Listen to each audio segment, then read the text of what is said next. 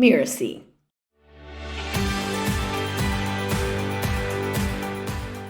Hello, I'm Andrew Chapman, Director of Podcasting here at Mirasee FM and the producer of To Lead is Human. For more than 30 years, host Sharon Richmond has run a business called Leading Large. She helps C-level executives expand their impact, clarify priorities, energize their organizations, and build cultures of accountability and respect. In this podcast, she helps you envision how to supercharge your leadership by introducing you to executives who lead with intention. I'm here today because Sharon is taking a break from the show this week, and we decided to do something special. If you're a regular listener, you know that she always asks guests what the title of this show, To Lead is Human, means to them. It's a great way to gain insight into their leadership priorities and perspectives. So we've compiled the answers to this question from 17 guests across all walks of leadership to share with you in this episode. Some are concise, some are more detailed, but all are quite fascinating. So let's get started by going back to the first season.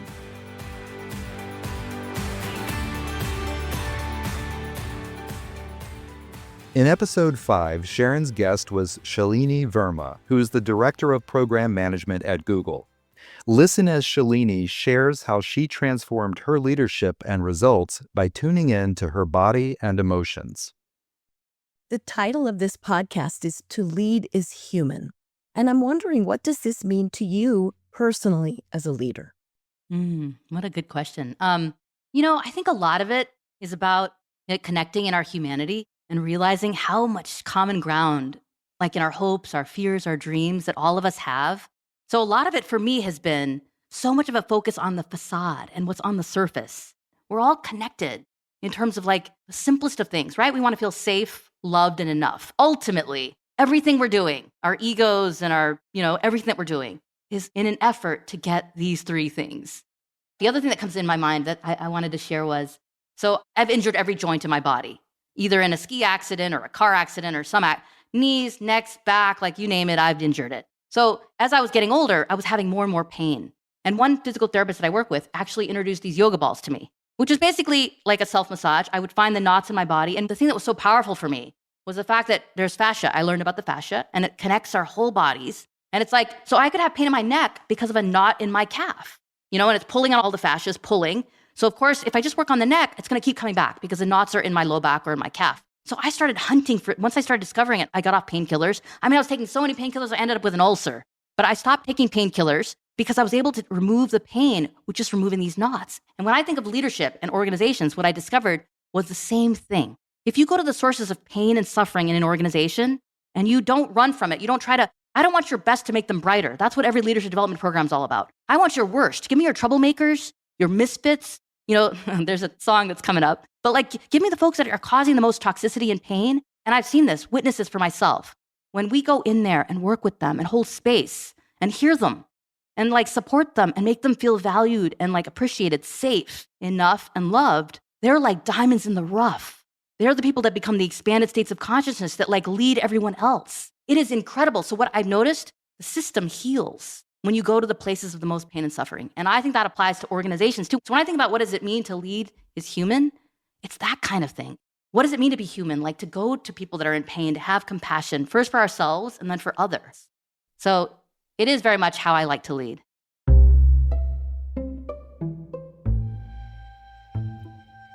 Dr. Ann Weinecker has been a practicing physician with specialties in pulmonology and critical care for more than 30 years. Dr. Weinecker highlights the difference between influential and authoritative leadership. In a way, to lead is human. It's almost a flip to me. In medicine, we know about the book that came out from the Institute of Medicine years ago, decades ago now, To Err is Human, which basically says we're all going to make mistakes. You've got to accept it and deal with it and do what you can to minimize errors. I always think of to lead as human flipped. And in order to lead humans, you have to be human. You have to be that person that you would respect as a leader. You have to be the person who you would stop talking to listen to. You have to be the person who will ask questions in a way that folks will feel comfortable answering you. and that they won't feel that your question is an accusation or a test. Tito Hubert is a product and technology leader who worked for Convoy in supply chain tech and Amazon in fintech and ad tech. We learn in particular how culture affected his empathy and candor, and vice versa. There's an aspect of leading that's inherently human, in the sense that from an evolutionary point of view, humans have succeeded as a species because they have been able to collaborate with each other in groups and large groups in ways that other species have not been able to. So in some sense, the fact that there are kind of leaders of packs and people that are not only willing, but that they kind of have appetite to be led is something kind of inherently human. The thing that I think about is there are things that are human, like walking, it's natural. And some things that might be unnatural, like skiing. Like skiing is not natural, you have to learn it. I think that humans are learning to lead at large scale, meaning it's natural for us to lead in groups of 5, 10, 50, 100, 150. But kind of going beyond that and leading organizations of 1,000, 10,000, a million, or countries and so on, that is when you need to start learning to ski, something that might not be natural. And it's an extension of something natural, but something that we need to learn. And in terms of what have I learned about my own humanity, the thing that I've learned is how to fit in the puzzle. I think it's natural for me to think, how am I a leader within my own kind of team, organizations, and so on? But also, how do I fit in the bigger picture? And not only how I lead, but how am I led, and how my style not only impacts my team, but also my peers or apps, so that my organizations are as effective as they can be.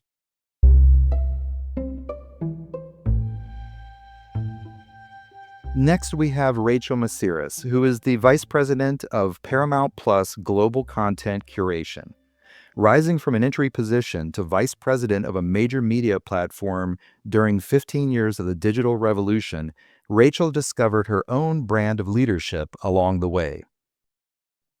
Well, I mean, I think humans look for people to follow, right? We are a pack community like animal, and we look to others. I mean, that's some of the best part of us and that's some of the worst part of us, right? Like we sometimes following a leader is devastating and terrible, but sometimes it's really powerful.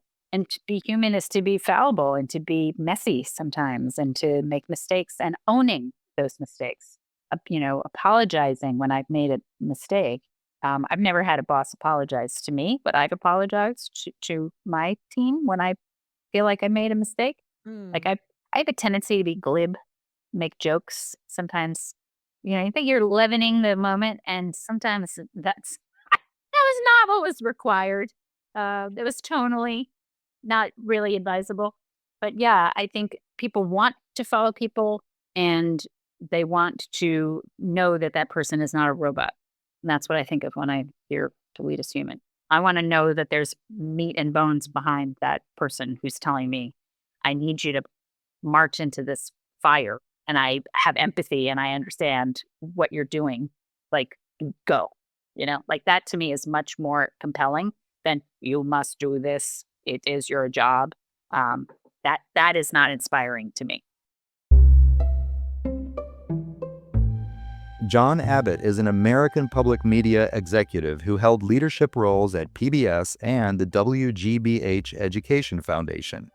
He builds relationships and coaches his teams through a human-centric lens of empathy and never forgets the golden rule.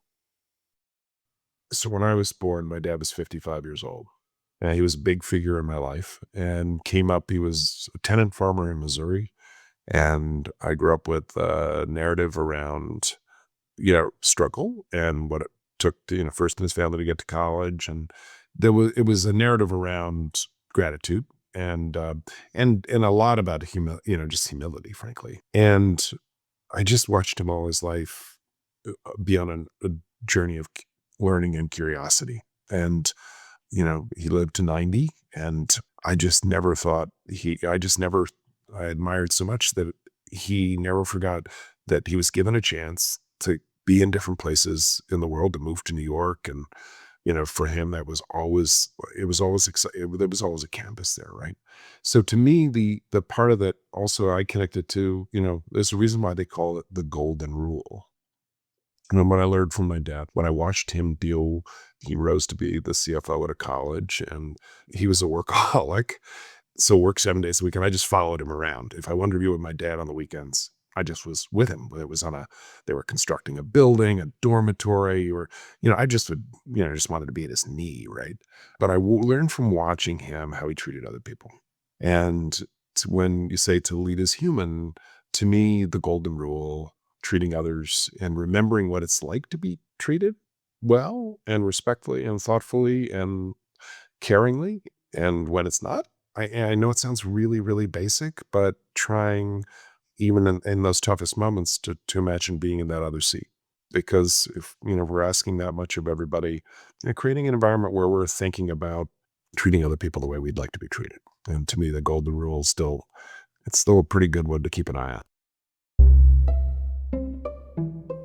Spencer Sherman is a certified financial planner, co-founder of the B Corp financial advisory firm Abacus, an author, spiritual teacher, and an advocate of developing a mindful money mentality. In the season 1 finale, we heard the story of how Spencer bounced back from a devastating event to build a highly successful financial firm.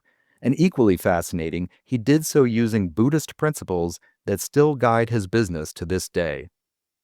What does it mean to lead as human? I mean, to me, it means everything we've been speaking about, is that to lead is to be open-minded, to be respectful, to see everyone as a human being, to see everyone's voice as being valuable, to values of compassion, another that's a higher emotion from Buddhism. But certainly, I mean, everything from Buddhism is in every other spiritual tradition as well. That these values, like Jeff Weiner at LinkedIn talks a lot about compassion, that these values make the firm money. And of course, we know today that so many huge firms are spending a lot of money on mindfulness because it makes a difference. They're not doing it just to be nice. They're doing it because it's making a difference in the bottom line. They have happier people at work. They have more focused people at work. They have people that are less reactive, more resilient at work. So I think there's this opportunity we have to have a really happy culture. I mean, we forget that we spend so much of our waking hours at work. Like, isn't it sad to say when you're 65, wow, I never really loved working, but I made a lot of money? Like, what about if you said, I loved being at work. I loved what I did at work. Yeah, maybe I could have made a little bit more money, but I had a great time. I completely transformed as a human being. That's what I want to be able to say when I get to be 65, right? Totally. And I think we're seeing today that talent is so important. That's what drives success.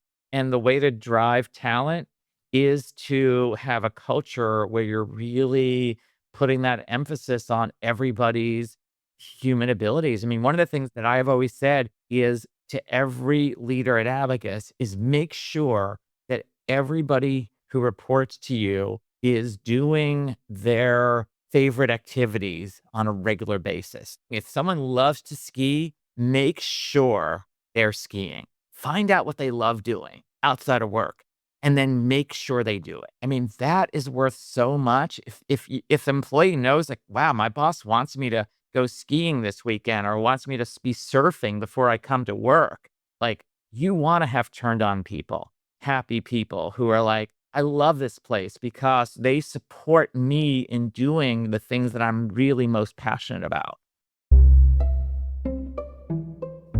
Andy Levitt is the founder and CEO of Brightly, a company with a mission at the intersection of food waste and climate change.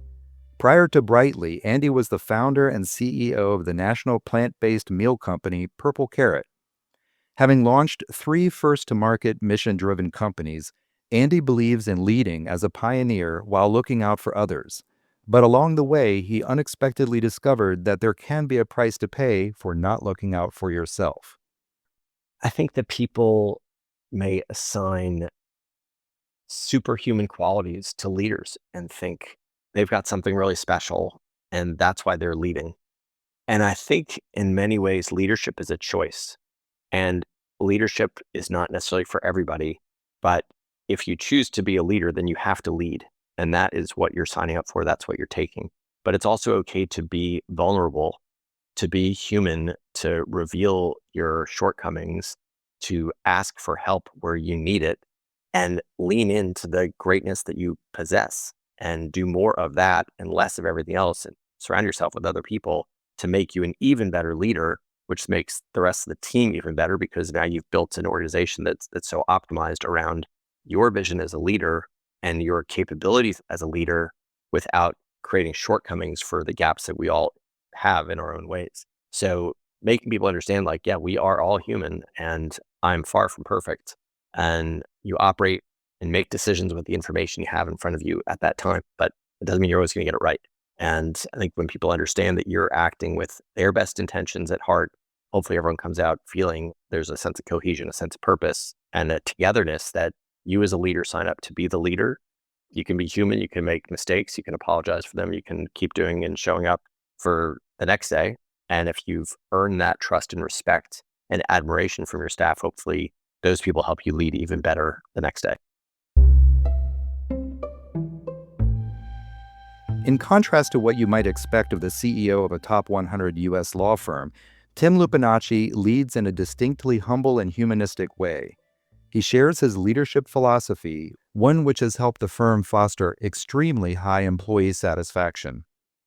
Yeah, I think it's really a lot of what we've talked about is just making sure that the ways that organizations, businesses, teams move forward is each individual on that team, and knowing them, knowing what drives them, they're knowing what we're trying to accomplish and that we're watching out for them. We're going to help them achieve their ambitions. I think it's just knowing and being authentic and transparent with the people you're leading. So I think that's a lot of it.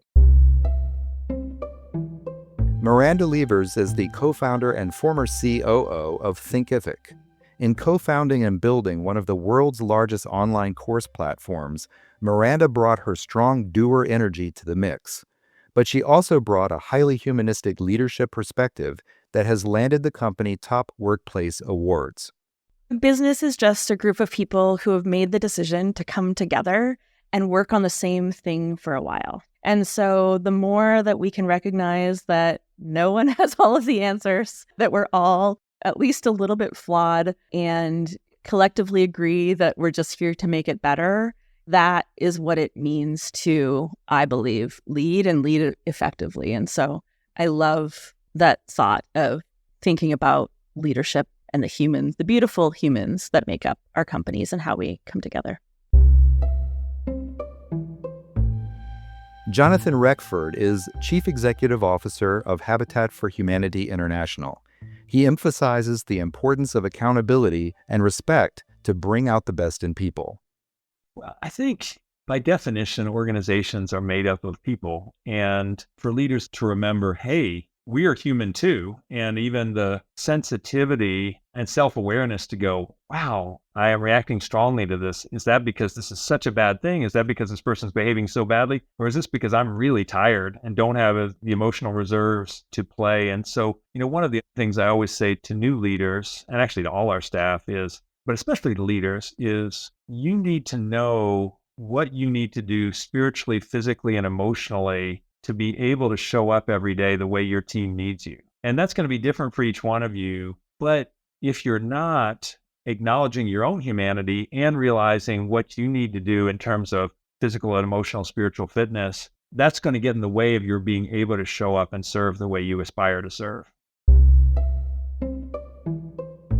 Adrian Shepard is the fire chief for the city of Redmond in the state of Washington, overseeing all of the city's fire, rescue, and emergency medical services. Adrian shares his perspective on leadership when the role is highly public, you have competing constituencies, and service is a matter of life and death. To lead as human, that's a great question. I really appreciate that. Love to explore it. But to lead as human means that we're not infallible, for one, right? But it's about that humility. It's about compassion. That's what being human is, right? And being a part of society. This is a social contract. And I think we're supposed to take care of people. We have transitional students who come in and put packages together. We go over to their center and we speak to them and really try to help them out. And they may be chronologically 25 years old. Mentally, they're not there, and they look up to you and you just want to give them hugs and you just want to talk to them. And they see you as this larger than life figure. And even though you know you're not, you want to live it for them. You want to do it for them and you want to be that. So to lead as human is all the things that come along with being human, being imperfect, being your best, serving our fellow person. It's something that we're doing here, trying to develop the fire service and making sure that we're meeting all the needs, every member of our community, people identify in so many different ways. And so that means that we actually have to go out and we have to recruit people who identify differently, or we want to make sure that we have people who are okay being openly gay in the fire service. That's typically not been the case. And we want to make sure if somebody has transitioned, that this is a safe space for you. This is a welcome and warm place. And so one thing is to go out and recruit these people into the profession, but we also have to build that cultural fluency inside of our organization. Redmond is a very diverse community, and it's just amazing how people can grow and develop just by socializing and coming together and saying, you know what, maybe I thought differently, but I see now that this is not an issue for me. So to grow and develop as an individual and as an organization, that's that humanistic part of it. Arvind K.C. is the Chief People and Systems Officer at Roblox. He says internal transformation is the key to success as a leader and shares his philosophy on leading through love, service, and mastery. I love the name of your podcast, by the way. Right. And I think the way I think about it is connecting to some of the discussions we had. You got to understand what is it that is most human about us. And that's really about connecting with people and unlocking their potential. And in that, a business outcome is satisfied. The more you don't have different personalities for work and non-work, and you're just like get your core philosophies right about what it is to be human. And as I said, for me, it's love and service and mastery. So those three things are the core things that resonate with me. You will just realize that there is such a beautiful application of that in the workplace. Scott Friedheim is a family-focused, community-minded, risk-taking adventurer and businessman who serves and has served on the boards and executive committees of numerous major corporations and nonprofits. Reflecting on intense personal and corporate challenges, Scott shared the importance of having a personal and professional code of conduct. How you live your life is the most important thing there is. And that's personal life, it's professional life. So to lead, yes, number one is what are the tenets which you aspire to live by, and make sure that the pressures, the motivations for economic value creation do not deter you or derail you from your delivering on the tenets that you aspire to live by. You're going to fail at every one of them. I've failed at every one of mine, but to lead is human, and it starts with that. Lisa Bloom is an entrepreneur, author, speaker, and storytelling expert. She's the founder of Story Coach, through which she helps corporate executives, entrepreneurs, and coaches develop speaking mastery, leadership capability, and marketing impact. Sharon's question throws Lisa a curve by asking her to answer with a story. Oh my goodness. Of course, I haven't prepared for this, but I would like to share a story that it's just on my mind at the moment, given that there's so many challenges that we face as humans and as leaders. And it's a story that comes to mind because I've come to see, especially in recent times when things have been pretty challenging, how joy and satisfaction and peace is really an inside job. We can't rely on our environment to provide that for us. So is it okay if I share that story? More than okay. Can't wait. So this is one of my favorites. There was a king who was fascinated by the idea of peace, and he wanted to own peace. And so he sent out to the entire kingdom that he wanted an artist or anybody who could create a picture, the perfect picture of peace. And the person who could create this perfect picture would be greatly rewarded. He invited people to bring their pictures, their paintings, their drawings to the palace, and they all did. And so he was left with many, many paintings, many, many pictures, and he went through each one of them to try and decide which was the perfect picture of peace. And so after many days of going through all of these pictures, he finally was down to the last two, and he had to choose between them. The first picture, it was a beautiful, clear lake. And around the lake were these beautiful mountains full of kind of luscious greenery. And above the mountains was a perfect blue sky with a few little fluffy white clouds. And anybody looking at this picture really felt that it was the perfect picture of peace. But then there was the second picture. In the second picture, it also had water and it also had mountains, but these mountains were rugged and bare, and the water was this waterfall that was crashing down the side of the mountain. Above the mountains was a dark grey sky. There was even signs of lightning and thick black clouds.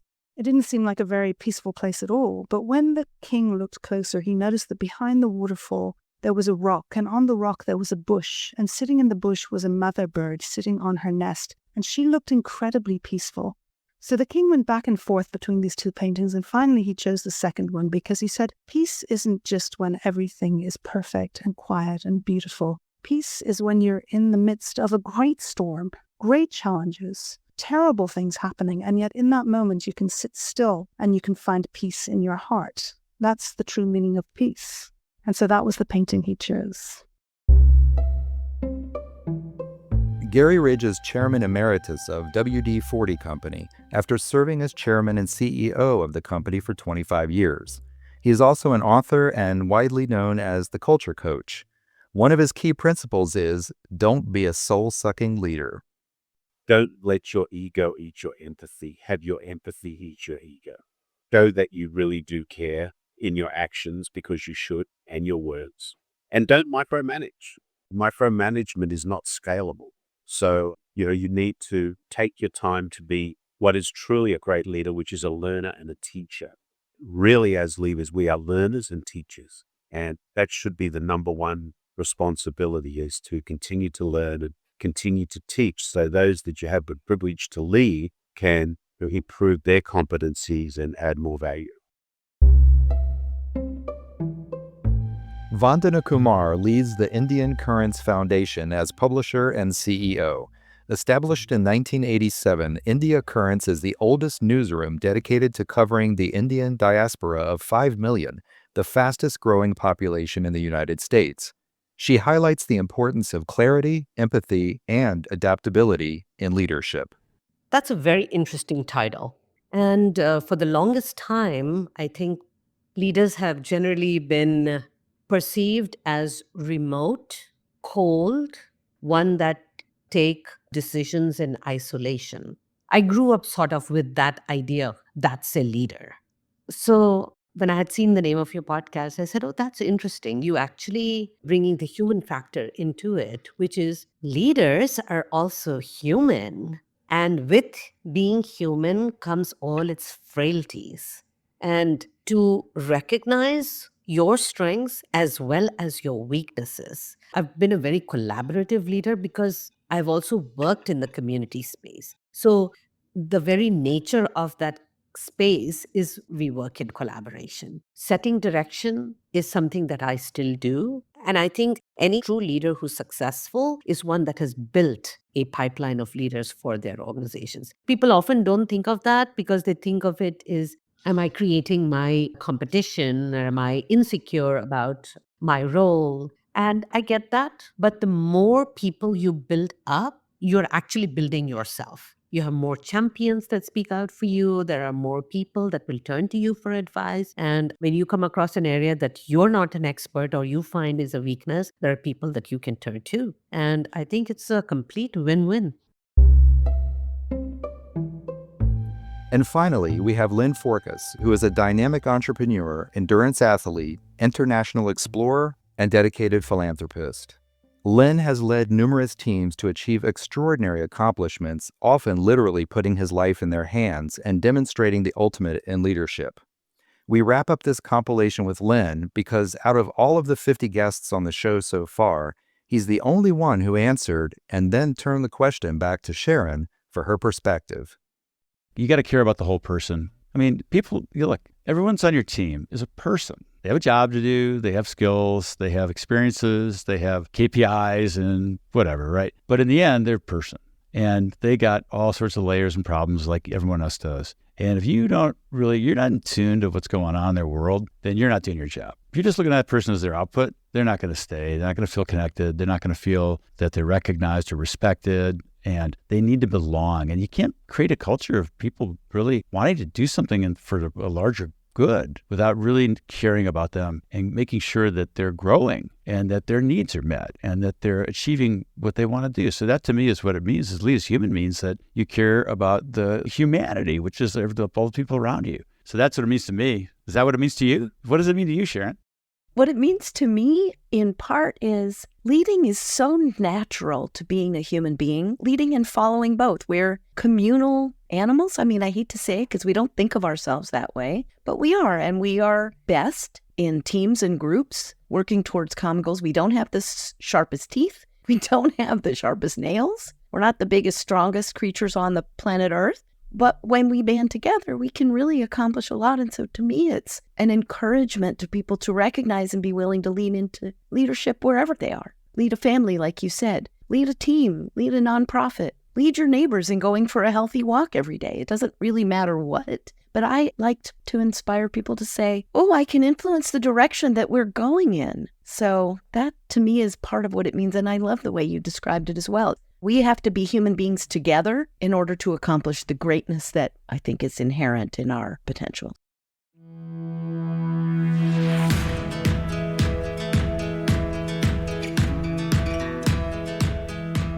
On behalf of Sharon and all of us at Mirasee FM, we hope you've enjoyed this episode and taken away a new perspective or two about leadership that can apply to your organization.